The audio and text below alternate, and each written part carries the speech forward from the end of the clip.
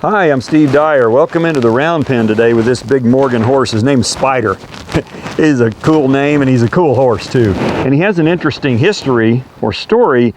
He's 10 years old, and that's middle age for a horse.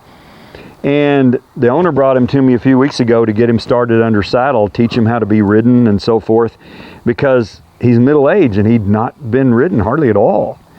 And I wasn't sure how he was going to handle it. That'd be kind of the equivalent, the human equivalent of a 45-year-old man who'd spent his whole life laying on the couch eating potato chips, watching Oprah.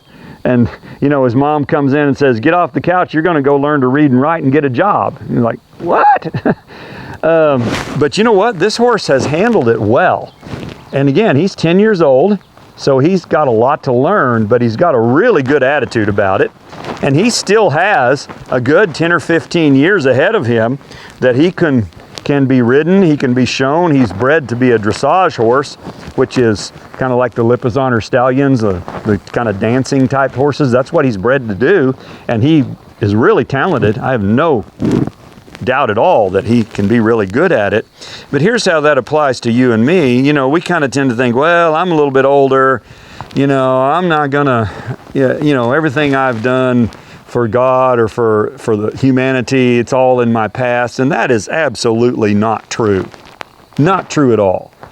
I mean, look at this horse. Even though he's middle-aged, he has a great deal of potential.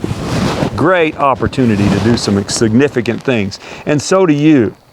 I mean, Moses is a wonderful biblical example. Moses didn't get started until he was 80 years old, and he went into it kicking and screaming, but he did it.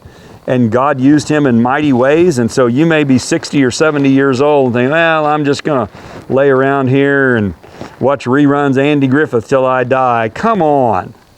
You have a lot to give. You have a lot to offer, just like this horse does. All right? What are your passions? What is your calling? What is it that you can do with what's left of your life that can make an impact in the lives of kids or teenagers or elderly people or whatever it happens to be? Put down the potato chips and do it.